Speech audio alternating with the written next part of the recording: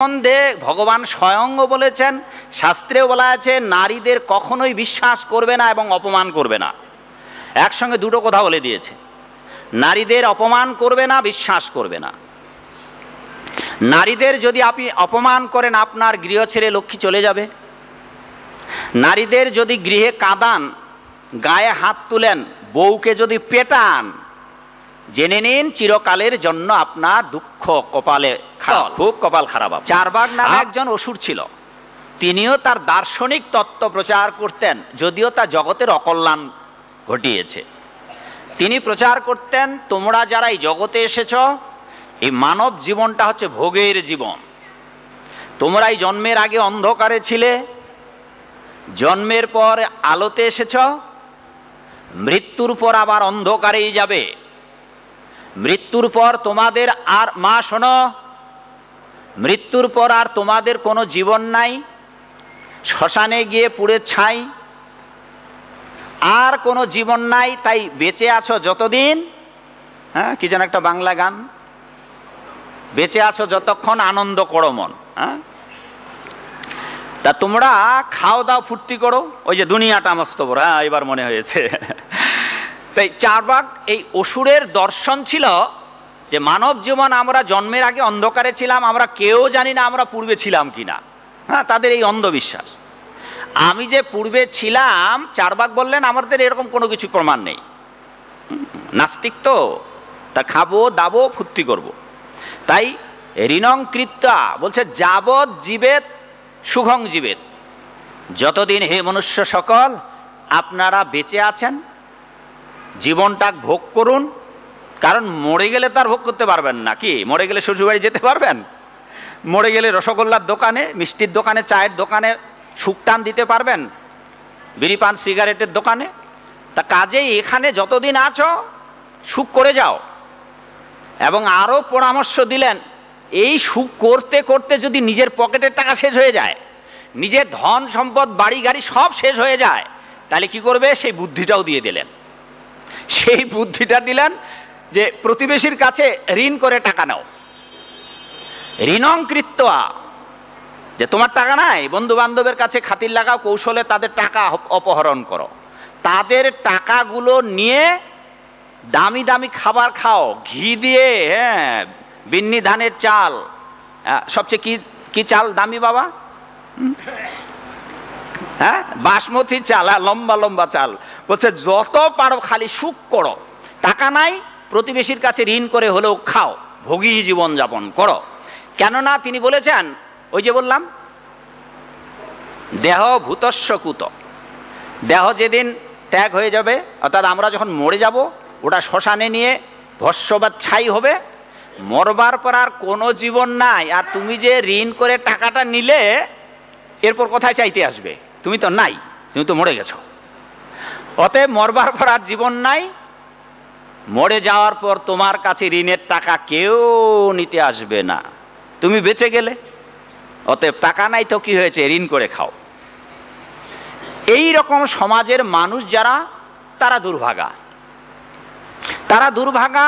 এই ধন্য কলিযুগে জন্মগ্রহণ করেও যদি তারা মানব জীবনের অবমূল্যায়ন করে, আগের দিনের মানুষেরা হাজার হাজার বছর বেঁচে ছিলেন। ভগবান মর্যাদা পুরুষোত্তম রামচন্দ্র বনবাস থেকে ফিরে এসে রাজ্য পরিচালনা করলেন। জানেন কি কত বছর রাজ্য পরিচালনা করেছিলেন? রাজ সিংহাসন চালিয়েছিলেন, যার ফলে সমগ্র শশাগরা পৃথিবীর অধীশ্বর সেই মর্যাদা পুরুষোত্তম রাম, জগতে রাম রাজ্য প্রতিষ্ঠা হয়েছিল। 10,000 একাই রাজত্ব চালিয়েছিলেন 10,000 বছর। আর আমরা তো অতদিন বাঁচব না। সেই জন্যে কলিযুগকে ধন্য করে দিলেন যে এই যুগের মানুষেরা যে কটা দিন বেঁচে আছে, এই কটা দিন যাদের যতটুকু পরমায়ু আছে, তারা যদি তৎপর হয়ে, যেটা বাবা ভোলানাথ বলেছেন, শিব ঠাকুর বলেছেন, এখানে মা আছে, বাবা ভোলানাথ আছে, মা আছে না, দুজনে আছে। জয় বাবা ভোলেনাথ কি, জয় মা ভুলি কি। মানে ভোলা হচ্ছে শিব আর ভুলি হচ্ছে পার্বতী, ভোলা আর ভুলি। এই বাবা ভোলানাথ বলেছেন, এই কলিযুগের মনুষ্য সকল, তোমরা যেদিন থেকে জানতে পারলে যে তোমরা মরে যাবে, আর আমরা তো সবাই জানি, আমরা মরে যাব। আপনাকে উঠে আসতে হবে না, আপনি তো সকালে আমার সেবা করলেন না, হ্যাঁ, উনি আমার এই সুন্দর করে দিয়েছেন, মাথাটা বড় ঝাঁকড়া ঝুঁকড়া ছিল। হরে কৃষ্ণ, এটা তো বরং আপনাকেই পড়ানোর দরকার আমার। ঠিক আছে, হরে কৃষ্ণ, হরে কৃষ্ণ।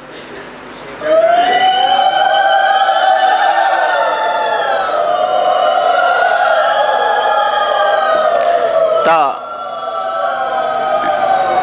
বললেন যে এরা দুর্ভাগা যারা এই ধন্য যুগে যতটুক সময় আছে। যে কথা বলতেছিলাম বাবা, যে বাবা ভোলেনাথ বললেন যে যেই মুহূর্তে আপনারা জানতে পেরেছেন আপনি তো মরবেন, এটা তো আর শৈশবকালে আমরা জানতে পারি না যে আমরা মরব। এখন তো যারা এখানে উপস্থিত আছেন সবাই জানেন আমরা মরব, সবাই জানি আমরা মরব। বাবা ভোলেনাথ বললেন তোমরা যেদিন জানতে পারবে যে তোমরা মরবে, আর যেদিন জানতে পারবে যে কৃষ্ণই ভগবান, আর যেদিন জানতে পারবে যে মানব জীবনের উদ্দেশ্য কেবল গোবিন্দের ভজনা করা, বাবা ভোলানাথ বলেন এই কয়টা বিষয় যেদিন বুঝতে পারবে ওই দিন থেকে আর বিন্দু বিসর্গ সময় নষ্ট করো না। হে মনুষ্য সকল, তোমরা তোমাদের জীবন থেকে আর তিলার্ধ সময় নষ্ট করো না যেদিন থেকে তোমরা এগুলো জানতে পারবে। আর এখানে আপনারা সবাই, আমরা সবাই ভদ্র মানুষ, সবাই গুণীজন, সবাই বিদ্বান, সবাই আমরা জানি মরব, সবাই আমরা জানি মানব জীবনের উদ্দেশ্য গোবিন্দের ভজনা করা, সবাই আমরা জানি যে আমরা কবে মরব এটা কেউ জানি না। ঠিক আছে, তা বাবা ভোলেনাথ বললেন যে যেদিন থেকে জানতে পারলেন কৃষ্ণই ভগবান আর আপনি মরবেন, ওই দিন থেকে আর কোনো সময় নষ্ট করা উচিত নয়। কেন? তিনি একটা দৃষ্টান্ত দিলেন, উদাহরণ দিলেন। কেন মানব জীবনের এক মুহূর্ত মানে 48 মিনিট সময় নষ্ট করা উচিত নয়, কেন তিনি উদাহরণ দিলেন। বললেন জগতের সমস্ত সম্পত্তি, জগতের সমস্ত টাকা পয়সা যদি তোমার হাতে, তোমার হস্তগত হয়, তাহলে তোমার জীবনের যে আয়ু যতটা চলে গেছে তার 1/6 আয়ু ফিরাতে পারবে না।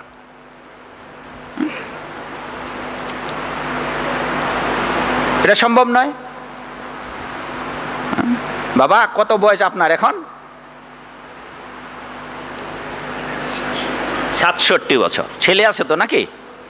আচ্ছা, সারা পৃথিবীর ভোলানাথ বাবার দৃষ্টান্ত অনুসারে সারা পৃথিবীর টাকাগুলো আপনার ছেলের হাতে দেওয়া হলো, আর আপনার ছেলেকে বলা হলো যে যাও বাবাকে 18 বছরে যুবক করে নিয়ে আসো। সব টাকাগুলো দেওয়া হলো, পৃথিবীর যত সম্পদ আছে। হবে? আপনাকে যুবক বানানো যাবে আর 18 বছরের? হ্যাঁ, মাথার চুলগুলো গজানো যেতে পারে হয়তো, কিন্তু যুবক বানানো যাবে না। হ্যাঁ, মাগো আমাকে আর 18 বছরের যুবক বানানো যাবে? সারা পৃথিবীর বিনিময়ে আমাদের এই বিষয় প্রমত্ত সংসারী মানুষ খালি টাকা টাকা, বাড়ি গাড়ি, নারী, খাই খাই খাই খাই নিয়েই ব্যস্ত।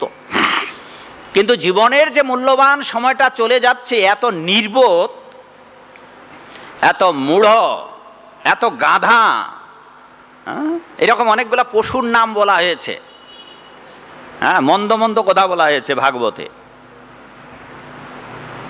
বলছে এরা পশুদের মধ্যে আরো গাধা নয়, হ্যাঁ, গর্ধব, মানে গাধার থেকে একটা ছোট আছে, দেখতে গরুর মতোই, গাধার মতোই। তো বলছে এরা পশুদের মধ্যে গর্ধব। গাধা তো বটেই, গর্ধব মানে খচ্চর। এই খচ্চর আর খচ্চরি স্বামী স্ত্রী, এর দৃষ্টান্ত দেওয়া হয়েছে শাস্ত্রে। এই খচ্চর আর খচ্চরি এরা অত্যন্ত কামাতুর।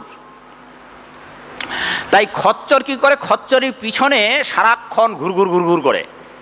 অনেকে দেখবেন জামাই না, মেয়ে পাগলা জামাই আছে। অনেক আগে মধ্যযুগে এক বৈষ্ণব কবির নাম বললে চেনবেন, যিনি বিবাহের সময়, যে বিবাহে যখন লগ্ন আসে তখন ওই মেয়ের শাড়ির কোনা আর ছেলের ধুতির কোনা বেঁধে কি বাবা এটাকে কি বলে? হ্যাঁ, কে মা? মায়েরা বলুন, ভুলে গেছেন? আঁচল বাঁধা, আপনাদের দেশে কি বলে? আঁচল, কাঠছোলা, কাজ করা,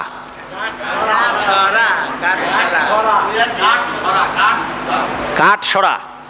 ও, এটাকে বৈদিক বিচারে বলে লগ্ন বন্ধন।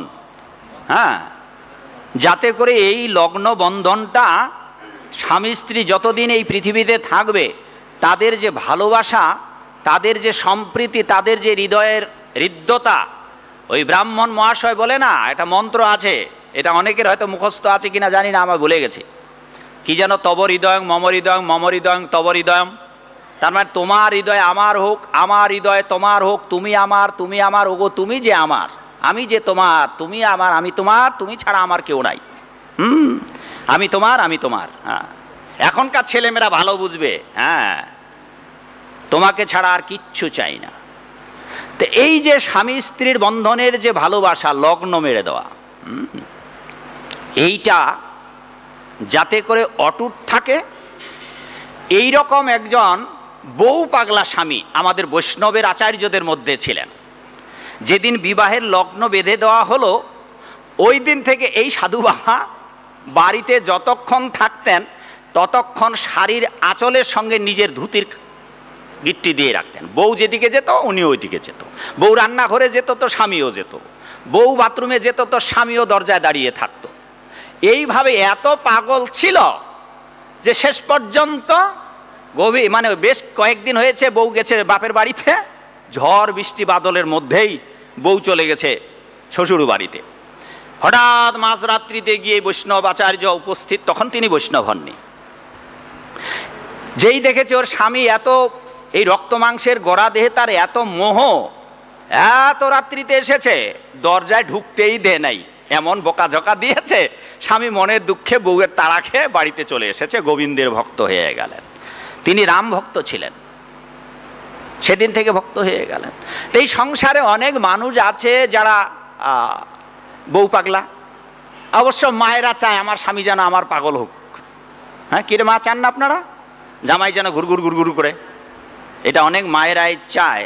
অনেক মা আবার চায় একবার স্বামীকে উঠবোস করতে, এই এখানে বসো, ওড়ো ওড়ো ওড়ো ওড়ো ওড়ো ওড়ো। এটাকে বলে স্ত্রৈণ। কলিকালে এটা হবে, কলিকালে এটা আসবে, মায়েদের প্রভাব বেড়ে যাবে। তার নমুনা শুরু হয়েছে। মায়েরা এখন স্বাধীনতা চায়, ছেলেরা যদি যত্রতত্র ঘুরে বেড়াতে পারে, আমাদের ঘুরে বেড়াতেই বা দোষ কোথায়? আর যখন মায়েদের হাতে সমস্ত ক্ষমতা চলে যাবে, জগৎ আরও কলির তাণ্ডব শুরু হয়ে যাবে। কারণ মায়েদের বুদ্ধি আছে বটে, কিন্তু হালকা বুদ্ধি, দৃঢ়তা নেই এই বুদ্ধির, চলমান বুদ্ধি, চঞ্চল বুদ্ধি। সেই জন্যে মায়েদের সম্বন্ধে ভগবান স্বয়ং বলেছেন, শাস্ত্রেও বলা আছে, নারীদের কখনোই বিশ্বাস করবে না এবং অপমান করবে না। একসঙ্গে দুটো কথা বলে দিয়েছে, নারীদের অপমান করবে না, বিশ্বাস করবে না। নারীদের যদি আপনি অপমান করেন, আপনার গৃহ ছেড়ে লক্ষ্মী চলে যাবে।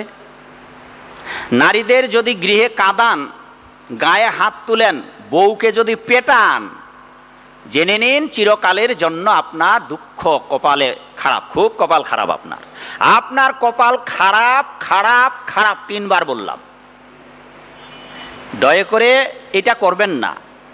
দরকার হয় বউ যদি বাপের বাড়ি না যায়, আপনি শ্বশুর বাড়ি গিয়ে থাকবেন, তবু বউ পেটাবেন না, যদি শান্তি পেতে চান। হ্যাঁ, কিরে মা, আপনাদের পক্ষেই তো কথা বলতেছি নাকি? খুব ভালো কথা, বাপগুলা এবার বুঝুক।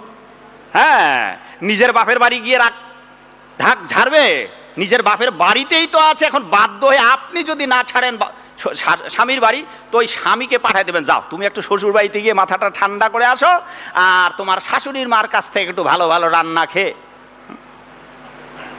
এই কলিকালে এটা হবে। মায়েরা এতটাই মাত্রা বেড়ে যাবে যে তাদের স্বামীদের আর তোয়াক্কা করবে না, স্বামীদের মর্যাদা নষ্ট হয়ে যাবে।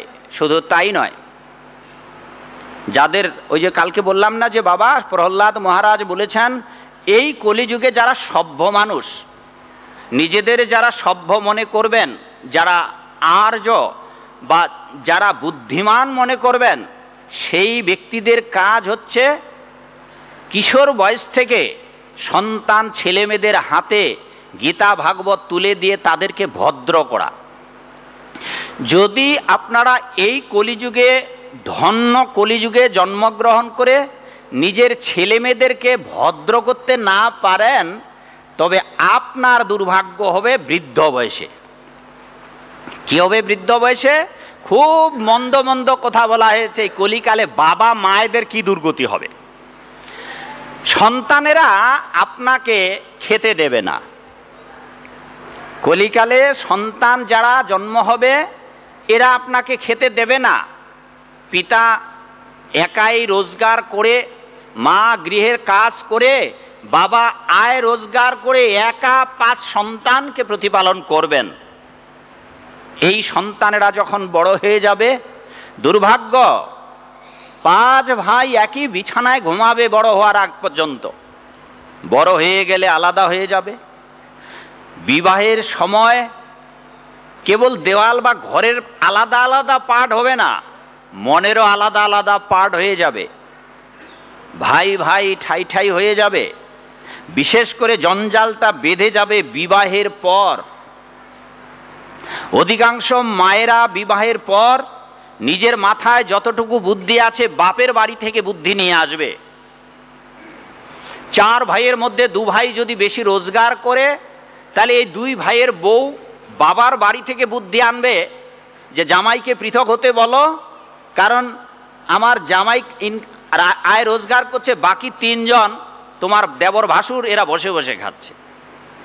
এইভাবে মায়েরা বাবার বাড়িতে যাবে। তাই কলিকালে নিষিদ্ধ করা হয়েছে বিবাহের পর মায়েরা বাবার বাড়িতে ঘন ঘন যাবে না। এবার আপনাদের বিরুদ্ধে কথা বলতেছি, মাগো ক্ষমা করবেন। বিবাহের পর মায়েরা বাপের বাড়িতে যাবে না, গেলেও বেশি দিন থাকবে না। নইলে পূর্বের অনেক কথা মনে পড়বে। কিশোরী বয়সে ছিলেন, ফলে বাবার বাড়ির আসক্তি জন্মাবে, আর বাবা মা যা বুদ্ধি দেবে সেই বুদ্ধির ক্ষমতা খাটাবেন আপনি। শ্বশুর বাড়িতে এসে হবে অশান্তি। এই কয়েকটি কারণে আপনি বাবার বাড়িতে ঘন ঘন যেতে পারবেন না। গেলে আপনি যাবেন, সকালে যাবেন, বিকালে আসবেন, দূরে হলে হয়তো 2-3 দিন থাকবেন।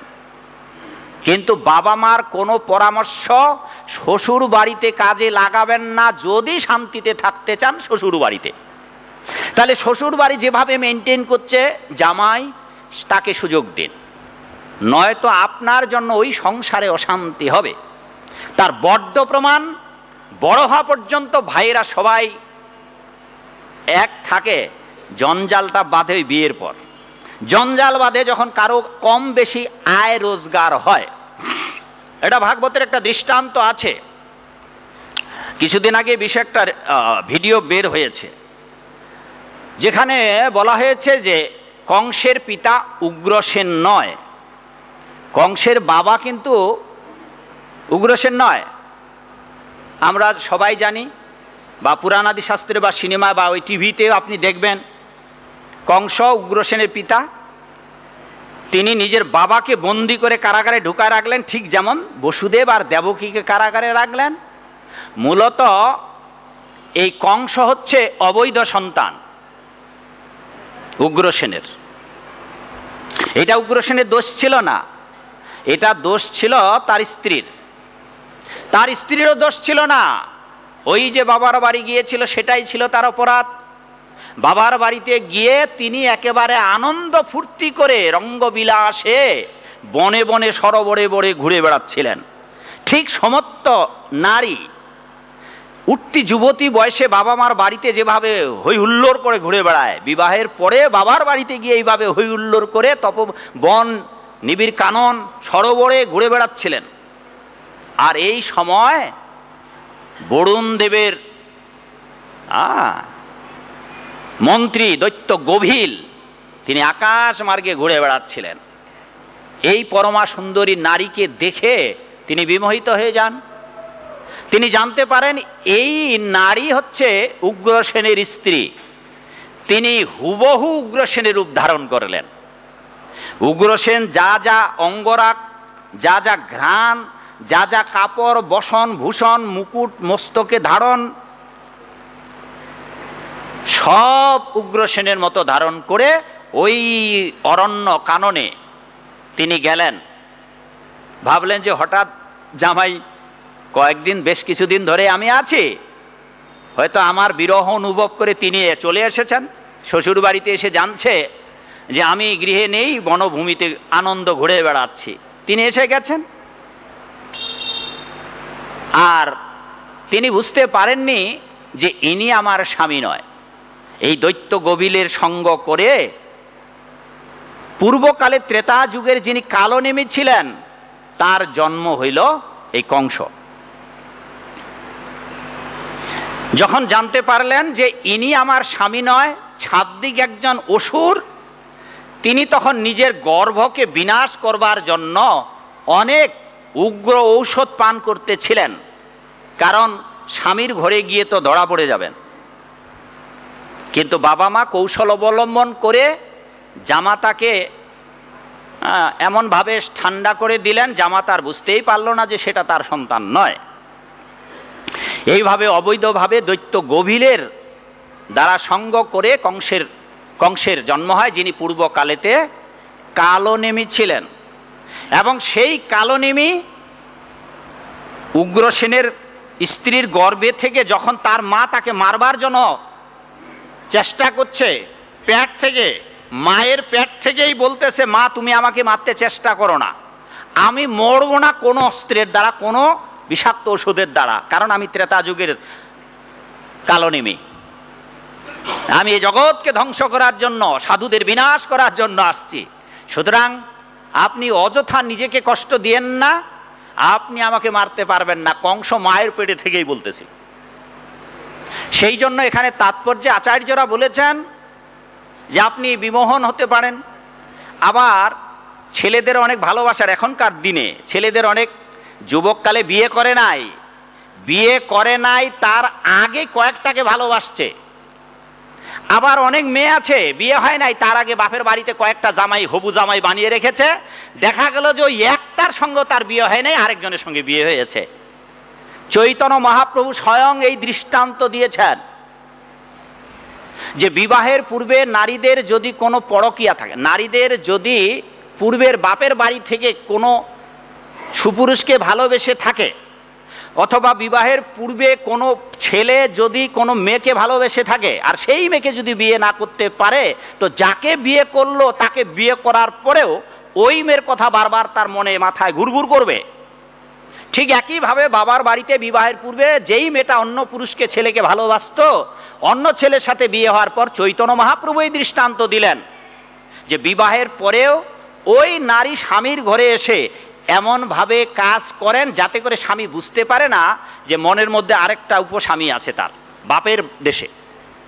সেই জন্য আচার্যরা বললেন যে আপনি যদি আপনার বাবার বাড়িতে যান, তাইলে আপনার ওই যে যাকে ভালোবাসতেন তার কথা মনে পড়বে, আর আপনার কলির তাণ্ডবে আপনি ওই পুরুষের সঙ্গ করে আপনার সন্তান, অবৈধ সন্তান আসতে পারে, আর আপনার চরিত্রটা আপনি নষ্ট করে ফেলবেন।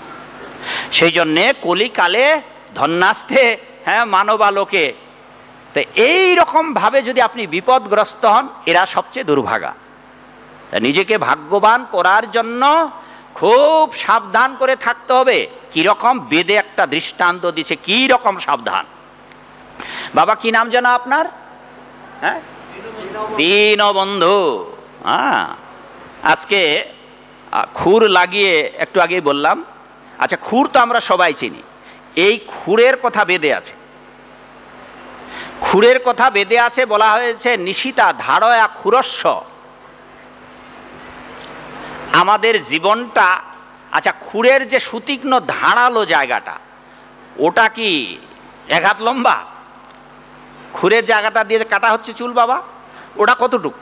অত্যন্ত মিহি, একেবারে সুতীক্ষ্ণ। যেটা দিয়ে কাটা হচ্ছে একেবারে চুলের মতো সুতীক্ষ্ণ। তা সেই জন্যে বেদে বলা হলো আপনাদের মানব জীবনটা, আয়ুটা অতটুক সুতীক্ষ্ণ। আপনি যে কোনো সময় মারা যেতে পারেন, যে কোনো সময় মারা যেতে পারেন। একটা খুরের আগায় দাঁড়িয়ে আমরা আছি। সেই জন্যে বাবা ভোলানাথ বললেন, জগতের সমস্ত সম্পত্তি দিয়েও তুমি তোমার আয়ুর কিচ্ছু অংশ ফিরে আনতে পারবে না।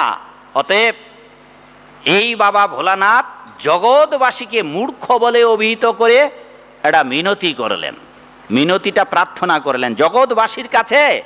স্বয়ং বাবা ভোলেনাথ আদেশ দিলেন যেন প্রার্থনার সুরে এবং শাসনের সুরে ভজ গোবিন্দ ভজ গোবিন্দ ভজ গোবিন্দ মূঢ়মতে, ওরে মূঢ়মতি দুরজন কলিহত জীবগণ। ভজ গোবিন্দ ভজ 888 খ্রিস্টাব্দে তিনি আসেন।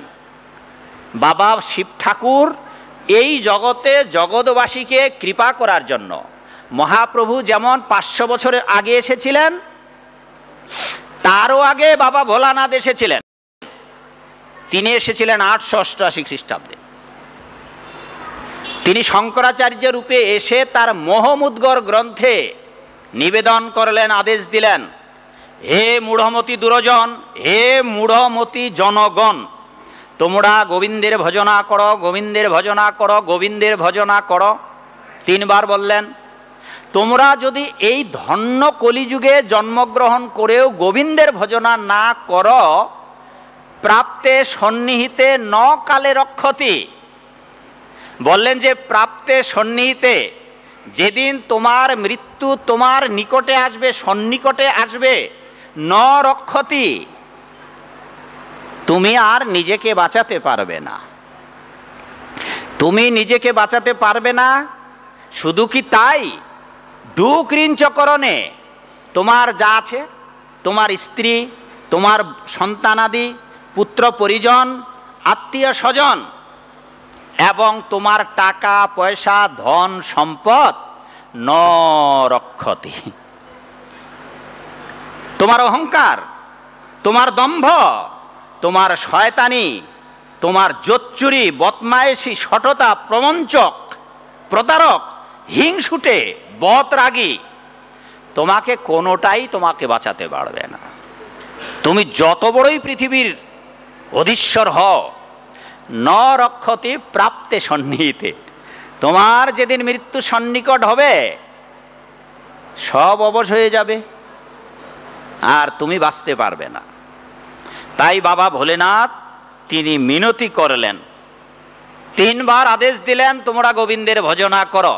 মাগো, মা পিলারটা ছেড়ে দাও, ঘুমাচ্ছেন, একটু জেগে ওঠেন, আরো সামনে আসুন, পিলার হেলান দেবেন না। যারা পিলারের মধ্যে হেলান দিয়ে আছেন তারা সাবধান থাকুন, পিলার ঘুম পাড়াবে আপনাদের। আর আমার মতো বসুন, যদি আপনাদের যারা বয়স্ক মা আছেন, মাগো আমার মতো পদ্মাসনে বসুন, যাদের ঘুম ধরে পদ্মাসনে বসুন, তাহলে ঘুম ধরলেও বাঁচবার একটা উপায় হবে, যে আপনি পড়ে যেতে চাইবেন, আর যেই পড়ে যেতে চাইবেন, সখীরে কি মাছ ধরিল বর্ষিতে, আপনি এই ধাক্কা খেয়ে জেগে উঠবেন।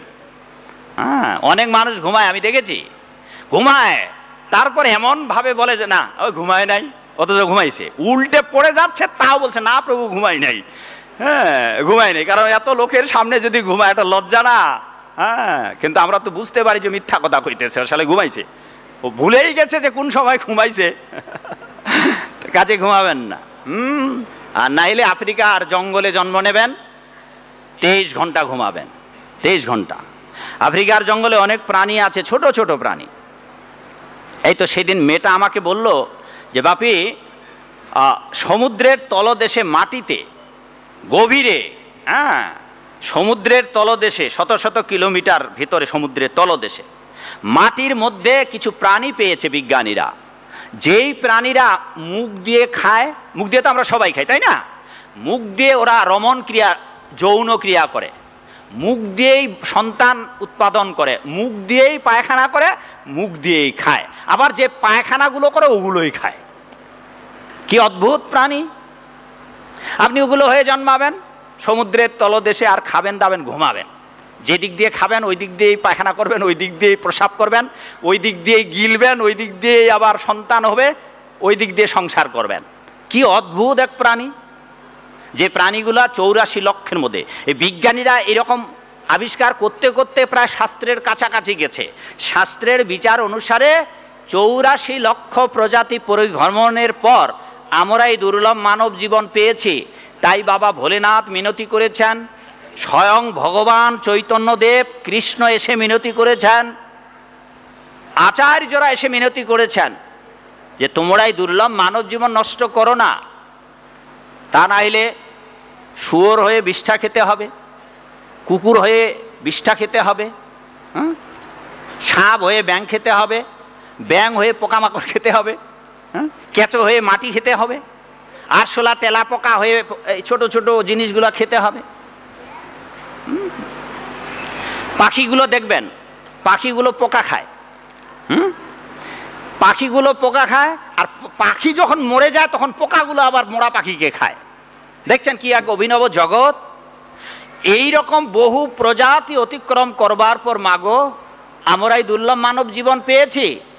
তাই বৈষ্ণব আচার্যরা বিশেষ করে জগদানন্দ পণ্ডিত, যিনি দাপর যুগেতে নারী রূপে ভগবান শ্রীকৃষ্ণের সাথে লীলা করেছিলেন, যিনি দাপর যুগে দ্বারকার রাজ মহিষীর অন্যতম একজন ছিলেন, যিনি দেবী সত্যভামা এবার কলিযুগে চৈতন্য মহাপ্রভুর সংকীর্তন আন্দোলনে যোগদান করে হরিনাম প্রচারের সহযোগিতায় নেমে এসেছিলেন, যার নাম হয়েছিল জগদানন্দ পণ্ডিত। আগের লীলায় তিনি ছিলেন রাজ মহিষী দ্বারকার সত্যভামা। এই দেবী সত্যভামা কলিতে এলেন যখন জগদানন্দ পণ্ডিত রূপে, তিনি এই কথাটি বললেন যে আমরা জনম জনম ভরে জগতে এসেছি, সকল জনমে আমরা মাতা পিতা পেয়েছি, দুটো জিনিস আমরা পাইনি। দুটো জিনিস আপনি কোনো জনমেই পাবেন না, এক হচ্ছে গুরু, দুই হচ্ছে গোবিন্দ। আপনাদের এলাকায় অনেক পশু প্রজাতি আছে বাবা, তারা কি ভাগবত আসরে এসে ভগবানের কথা শুনবে?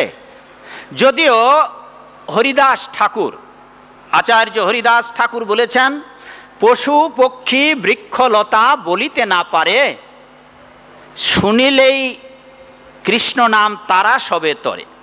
বিজ্ঞানীরাও আজকালকার মেডিকেল সায়েন্স বিজ্ঞান বলেছেন যে বৃক্ষ গাছ এদেরও চোখ আছে। এখন মেডিকেল সায়েন্স বিজ্ঞান বলতেছে যে গাছেরও চোখ আছে, গাছেরও কান আছে, তারা শুনতে পায়।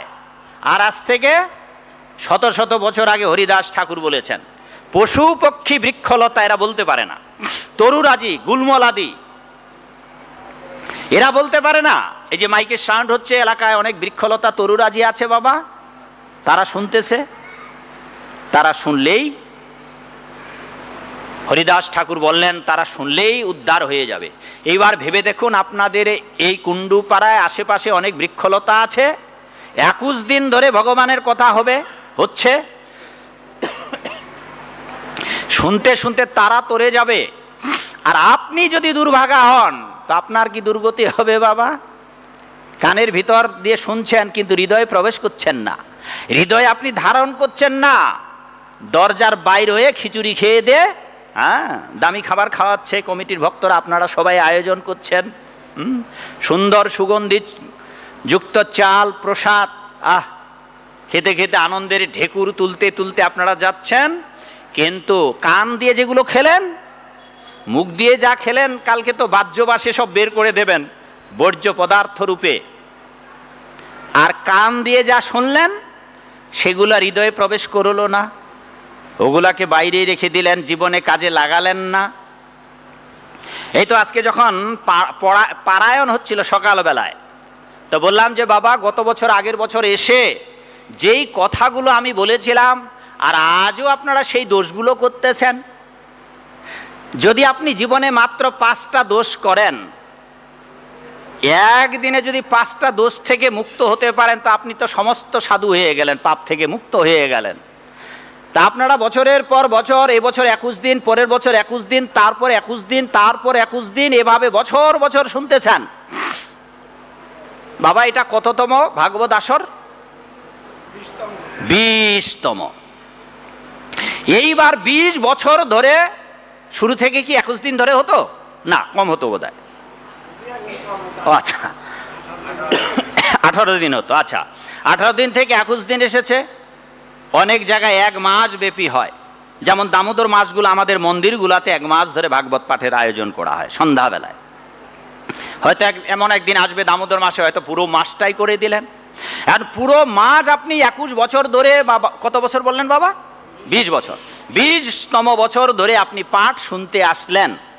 আমি দেখেছি 1988 সালে যখন আমরা ভাড়াটিয়া বাড়িতে ছিলাম তেজকুনি পাড়ায়, অনেক মানুষ যেত ওখানে, আজও আমি তাদের চিনি। এখন আমাদের তারপরে আসলো ওয়ারিতে, এখনো ওয়ারিতে মন্দির আছে, এরপর এলো স্বামীবাগে।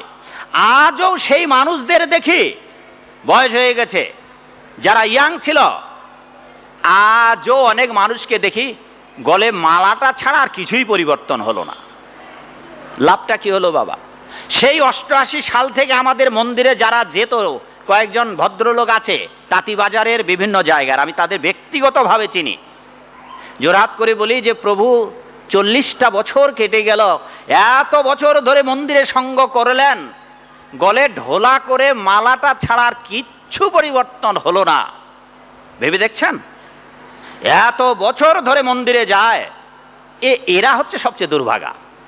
গলে মালাটা পড়েছে, যাক, নরকে তো কিছুটা শাস্তির কম হবে, তাতেই তাদের তৃপ্তি অস্মি, তাতেই তারা শান্তির ঢেকুর তুলছে। কিন্তু তারা ভাবে না নরক যন্ত্রটা না হয় কম হলো, পুণ্যের জন্য মন্দিরে সঙ্গ করার জন্য আপনি স্বর্গে গেলেন, কিন্তু ক্ষীণে পুণ্যে মর্তলোকং বিশন্তি। বাবা পরকালে স্বর্গ এবং নরক ভোগের পর আবার যখন এই পৃথিবীতে ফিরে আসবেন, এরপর যদি আপনি আর মানুষ হয়ে না জন্মান, 84 লক্ষ প্রজাতি আপনাকে পরিভ্রমণ করতে হবে। এবার এটা ভেবে দেখেছেন কত যন্ত্রণা পেতে হবে বাবা? কত যন্ত্রণা পেতে হবে?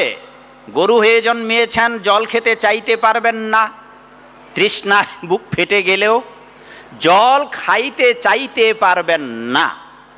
ছাগল হয়ে জন্মিয়েছেন, গলা টিপে জীবন্ত আপনাকে কেটে দেবে।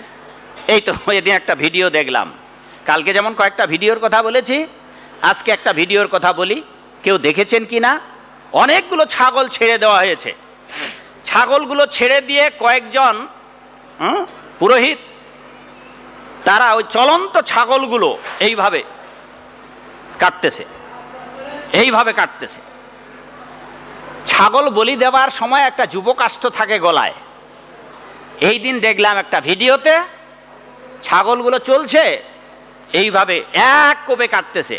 কাটতে কাটতে দেখলাম 4-5 জন মিলে কাটতেছে, অনেকগুলো ছাগল, খালি ধরছে, ধরাধরি নেই, খালি এমন এমন করে কাটতেছে, খালি কাটতেছে। একটা ছাগল কি করলো, কাটতে গিয়ে অর্ধেকটা কাটা গেল, ছাগলটা দাঁড়িয়ে আছে, মাথাটা ঝুলে থাকলো, পরে ওটা আবার কাটলো। বড় অসহায় বাবা, বড় অসহায় মাগো, বড় অসহায়। আপনার একদিন এইভাবে ঘাস খেতে যাবেন, ওই ঘাস খাওয়া অবস্থা আপনার গলা কেটে দেওয়া হবে। এত দুঃখ, এত দুঃখ কষ্ট পেয়ে আমরা এই মানব জীবন পেয়েছি। জগদানন্দ পণ্ডিত এই দেবী সত্যভামা সেই কথাই বললেন। সেই দেবী সত্যভামা যিনি দাপরে রাজমহিষী ছিলেন, দ্বারকায়, তিনি বললেন এইরকম মানব জীবন তো বহুবার পাবেন না আপনারা। এই দুর্লভ মানব দেহ এটা হেলা ভরে নষ্ট করবার জন্য নয়। তাই ওই 88 সাল থেকে মন্দিরে এসে আজও তারা জিহ্বার লালসা ত্যাগ করতে পারলো না,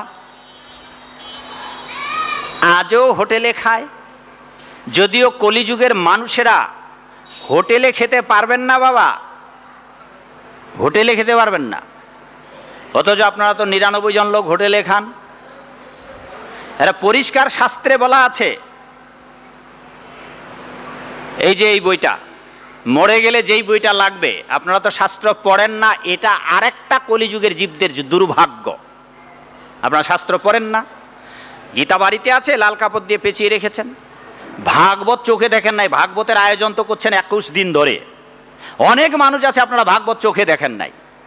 পড়া তো দূরের কথা, কি করে পড়বেন, সময় নাই। আর ভাগবতের দাম এখন আমাদের মন্দির থেকে যদি ভাগবত নেন 16 বা 17 হাজার টাকা ভাগবত। এত হাজার টাকা দিয়ে বই নেব, সংসার চলবে কি করে, ব্যবসা বাণিজ্য? আর পড়ার সময় বা কোথায় আপনাদের? আপনার তো সময় নেই। মানুষ ভাগবত আসরে আসে অবসর সময়ে, তাও যখন ঘাটের মরা বা বৃদ্ধ রিটায়ার্ড জীবন। বাবা এখানে কতজন আসছেন যারা বিবাহ করেন নাই? দয়া করে হাত তুলুন তো। কারা কারা আসছেন যারা বিয়ে করেন নাই? একজন, দুইজন, তিনজন, চারজন, মাত্র চারজন, মাত্র চারজন, পাঁচজন আছে। ওই যে এখানে একটা আছে, পাশে আরো দুটো আছে। ওরা মোবাইল নিয়ে ব্যস্ত। আমি জানি না কি হবু বৌমার কাছে মেসেজ করছে নাকি বক্তৃতা। একজনের হৃদয়ে লেগে গেছে, বলছে না না না না না, হবু বৌমা নয়, লাইভ করতেছি, লাইভ। আর লাইভ করতে গিয়ে আবার আই লাভ ইউ হয়ে না যায় যেন। দেখছেন মাগো, এই 5-7 জন অবিবাহিত। তো আপনাদের এই রাজরে পশ্চিম পাড়ায়, কুন্ডু পাড়ায় মাত্র 5 জন যুবক। প্রসাদ পাওয়ার পর এখানে অনেকগুলো দেখলাম যুবক, ওদের একটা গলের তো মালা নাই। ভালো করে দাঁড়িয়ে দাঁড়িয়ে দেখলাম, দেখি তো যুবকরা, এদের তো ভাগবত পাঠে মুখ দেখলাম না, হয়তো বাইরে ছিল নাকি। এখানে আসছে অনেকগুলা দেখলাম। তারপর যাওয়ার সময় দেখলাম এখানে কয়েকজন মিলে খাচ্ছে, 2 জন তো একই প্লেটে খাচ্ছে। বললাম যে বাবা একই প্লেটে খাবেন না।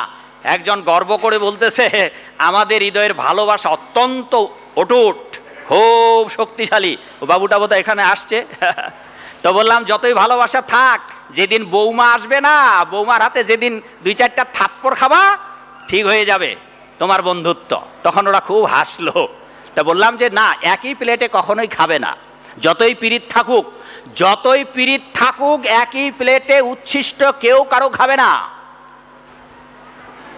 কারণ এটা সংক্রামিত হয়ে যাবে। তার দোষ আপনার উপরে বর্তাবে। আপনি ভালো মানুষ, আপনার বন্ধুটা হয়তো দুষ্ট, গোপনে খারাপ কাজ করে, ওই দুষ্ট বন্ধুর, যেটা আপনি বুঝতে পারছেন না, আপনার হৃদয়ে বর্তাবে, আপনিও শয়তান হয়ে যাবেন। আর কলি সব সময় ঘুরে বেড়াচ্ছে। এই যে সাধুরা আছে না, সাধুরা কিন্তু 4টা নিয়ম কঠোরভাবে পালন করেন। গুরু মহারাজকে প্রশ্ন করা হলো যে যারা 4টি নিয়ম পালন করেন, পরীক্ষিত মহারাজ বলেছেন তাদের কাছে কলি যাবে না। আরো আরেকটি জায়গা দিয়েছেন, কলি পঞ্চক, কলির 5টা জায়গা। বলছে এই দোষগুলা যদি করে তাদের ঘাড়ে কলি থাকবে। এই 5টা দোষ যদি কেউ না করে, তবে কি তাদের ঘাড়ে কলি থাকবে না? গুরু মহারাজ বললেন তাদের ঘাড়েও কলি যাবে। কি কি 4টা কলি থাকবে? কার কার ঘাড়ে কলি আছে বাবা? 4টি বস্তুর মধ্যে যদি আপনি থাকেন, হ্যাঁ, এটা খুব কঠিন কাজ। আপনার ঘাড়ে কলি থাকবে, এবং এই সাধুরা যা বলে, ভাগবত যা বলে, নিষ্ঠা ভরে সেই 4টা-5টা নিয়ম যদি পালন করেনও, তবু আপনার ঘাড়ে কলি ঢুকবার চেষ্টা করবে। যদিও আচার্যরা বলেছেন আপনি কলিকে তাড়াতে পারবেন, উপায় বলে দিয়েছেন। নিত্য সিদ্ধ কৃষ্ণ প্রেম জাগিলে সবার, আপনি পালাবে কলি করি হাহাকার। এই যে 21 দিন ধরে এখানে কলির কোনো প্রবেশ নেই, কারণ 21 দিন ধরে শুদ্ধ ভক্তরা, বৈষ্ণবরা এখানে আছে, আনাগোনা করছে। তাদের চরণ ধুলিতে, তাদের কণ্ঠস্বরে এলাকার কলি বিতাড়িত। কিন্তু যখন তারা চলে যাবে, আবার কলি সুযোগ খুঁজবে। সাধুদের, হ্যাঁ, টিকির ফাঁকেও, টিকি, হ্যাঁ প্রভু টিকি আছে তো আপনাদের? একটু কষ্ট দেবো। কাদের কাদের মাথায় টিকি আছে দেখি, কজনের মাথায় শিখা আছে? হাত তুলুন, দয়া করে হাত তুলুন, দয়া করে হাত তুলুন বাবা, দেখি কজন। ও মাত্র, এই যে দেখুন, হ্যাঁ দেখতে পাচ্ছেন? প্রভু শিখা নেই? সুন্দর তিলক দেওয়া মানুষ, বাবুর আপনারও শিখা নেই? শিখা রাখবেন, কারণ বেদেতে শিখা রাখার বিধান আছে, বেদেতে শিখা রাখার আদেশ রয়েছে, পুরাণে তো রয়েছে, সোজা বেদেতে শিখা রাখার বিধান রয়েছে। হ্যাঁ, শিখা নাই, শিখা রাখবেন। শিখা আপনার পাশ কেটে দেওয়ার একটা উপায়, সংসারের বন্ধন কাটার আরেকটি উপায়। গলের মালা যেমন অনেকেই পরতে পারবে না, লক্ষ টাকা দিলেও গলের মালা পরতে পারবে না। আর টিকি, ওরে বাবা 2, 5, 10 লক্ষ টাকা দিলেও টিকি রাখতে পারবে না। অনেক বাবু এখানে পাওয়া যাবে, অনেক বাবু এখানে পাওয়া যাবে যে বাবু কালকে টিকিটা রাখেন, রাখবে? রাখবে না। বাবা, পিলারের বাবা, ঠিক রাখবেন কালকে? রাখবেন না। এই যে 3টা বাপ এখানে বসে আছে না, একটাও রাখবে না টিকি। আর এই বাপটার তো সাথে মালে নাই, কোথায় টিকি রাখবে? হ্যাঁ, বাম পারে রাখতে হবে, বাম পার নিচে। 3টা এখানে বাপ বসে আছে, একটারও নাই টিকি। এই 2টার তো অর্ধেক ছাদ হয়ে গেছে, আরেকটার হওয়া শুরু করছে। হচ্ছে অবস্থা। তা কাজে বাবা মাথায় ছাদ হওয়ার আগেই টিকিটা রাখুন। আর আরেকটা গুরুত্বপূর্ণ কথা মনে পড়েছে, সেটা হচ্ছে 50 বছরের আগেই সাধু হন। 50 বছর পার হইলে বাবা 99 জন মানুষ আর সাধু হতে পারবে না। এই জগৎ সংসারে যাদের বয়স 50 পার হয়ে গেছে, এরা হিসাব করে বলে দিচ্ছি আপনাদের, 100 জনের মধ্যে একজনও সাধু হতে পারবে কিনা সন্দেহ, যাদের 50 পার হয়ে গেছে। অতএব বাবা মাগো, যাদের 50 পার হয় নাই, চেষ্টা করুন 50 হওয়ার আগে। হ্যাঁ, বাবুর তো সভাপতি, বাবা তো 50 পার হয়ে গেছে, জানি না কি হবে। বাবু এমন এমন সুন্দর করে কথা বলবে, আমার যদি মেজাজও হয়, হ্যাঁ বাবুর ফোন পে, মেজাজ ঠান্ডা। ফুলানো বেলুন যদি ছিদ্র হয়, বাতাসটা চলে যায়, উনি যখনই ফোন করে, আমি তো কণ্ঠও চিনি, নাম বলার লাগে না, অমনি ঠান্ডা, না আসতে হবে, শেষ। 50 পার হয়েছে কিন্তু বাবু, 50 পার হয়েছে তো। হ্যাঁ, এটা ভাগবতে আছে, ভাগবতে আছে, বলা হচ্ছে যে 50 বছর যারা গৃহে থাকে এদের সংসারে থাকা উচিত নয়। এই 50 বছর মানুষদের বউ আর হোক স্বামী হোক, তাদের উভয়ে উভয়ে একই বিছানায় ঘুমানোই উচিত নয়। ভেবে দেখছেন, 50 বছর পার হলে কোনো স্বামী তার বউয়ের সঙ্গে ঘুমাতে পারবে না, স্ত্রী তার স্বামীর সঙ্গে ঘুমাতে পারবে না 50 বছর হলে। যদি বউ সাধু হয় তবে আপনি সংসারে থেকে ব্রহ্মচর্য বানপ্রস্থ পালন করবেন। 50 বছর পার হলে যদি বউ সাধু হয় তবে আপনাকে সংসার ছেড়ে বনে যেতে হবে না বা আশ্রমবাসী মঠবাসী হতে হবে না। কিন্তু বউ যদি সাধু না হয়, তাইলে ওই বউকে সংসারের দায়িত্ব দিয়ে অথবা উপযুক্ত ছেলে যদি থাকে, আপনি কখনোই কখনোই কখনোই আপনি আপনার স্ত্রীর পরিবারের সঙ্গে থাকতে পারবেন না। কিন্তু বাবা আপনারা তো সবাই সংসারে আছেন, তাই না? 50 বছর পার হয়ে গেছে, সবাই আপনারা সংসারে আছেন, ভালো কথা। এরপরেও সমাধানের ব্যবস্থা দেওয়া হয়েছে, যে যাদের সংসারেই আছেন, সংসারের এই মায়া আপনার ছাড়ে না, আপনি ছাড়তে চাইলেও সংসার আপনাকে ছাড়তে পারছে না, তাহলে ওই সংসারে থেকে অন্তত গোবিন্দকে ডাকুন। সংসারের মায়াটা ত্যাগ করে সংসারেই থাকুন, ছেলেমেয়ের ভালোবাসার সংসারে নাতি নাতনিদের নিয়েই থাকুন। আপনারা পালাতে পারবেন না, পারবেন না, পারবেন না, পারবেন না। যেই মানুষ প্রসাব করে জল নিতে পারেন না, যেই মানুষ পায়খানা করে স্নান করতে পারেন না, যেই মানুষ সংসারে ছেলে পেলে থেকেও রিটায়ার্ড জীবন, ওই তো এক বাবা আজকে মালা পরতে গেল, কই বাবাটা কই, বলছে এখন আমার আর কাজকর্ম নাই, এই ছাওয়াল পাওয়াল বাবা আছে এখানে, মালা পরতে গিয়েছিলেন। তা বললাম তো এ তো আপনার সুযোগ, এখন আপনি সমস্ত জীবনটা গোবিন্দের ভজনা করতে পারেন। তাও করবে না, তাও করবে না, নাতি নাতিনি নিয়ে আনন্দ ফুর্তি করবে, করবে না। এরা দুর্ভাগা, যাদের সব সুযোগ সুবিধা থেকেও, এমন দুর্লভ মানব জীবন পেয়েও যারা এইগুলো হেলা ভরে নষ্ট করছে ঠিক মানব জীবনে। তাইলে বাবা যদি আমরা ভুল করে থাকি, সেই ভুলগুলো করুন না। ভগবানের ভক্ত হওয়া একটা শক্ত কাজ, কিন্তু নিজের যদি ঐকান্তিক ইচ্ছা থাকে, নিজেরা যদি একটু সচেতন হন, মাগো নিজেরা যদি একটু সাবধান হন,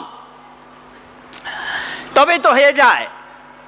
হ্যাঁ, তা আপনারা যদি একটা সম্বন্ধে একটা বিষয়কে সচেতন না হন, তো যেই মানুষকে বারবার বলা হচ্ছে, এবার ধরে 3 বার 4 বার আসলাম আপনাদের এলাকায়, বললাম যে বাবা অন্তত যারা এখানে থাকেন, গৃহে থাকেন, বাসায় বসে থাকেন, রিটায়ার্ড জীবন অন্তত লুঙ্গিটা ত্যাগ করুন। তো যেই মানুষেরা আপনারা খালি পরনের লুঙ্গিটা ত্যাগ করতে পারছেন না, কি করে সাধু হবেন? কোন জন্মে আপনি সাধু হবেন? নিজের ঘরে থেকে লুঙ্গি ত্যাগ করতে পারছেন না, কি করে সাধু হবেন বাবা? খাওয়া দাওয়া বাদ দিলাম, খান, সব খান, জন্মের খাওয়া খান, দিনে খান, সকালে খান, রাতে খান, দুপুরে খান, দরকার হয় মাছ রাত্রিতে উঠে আরো খান। কি কি খাবেন খান, আন্ডা খেয়ে মাথা ঠান্ডা করেন, হ্যাঁ, মুরগির চরণের আরতি করেন, সব করেন, কার কলিজা খাবেন খান। কিন্তু বাবা একটা একটা করে তো ত্যাগ করার চেষ্টা করবেন।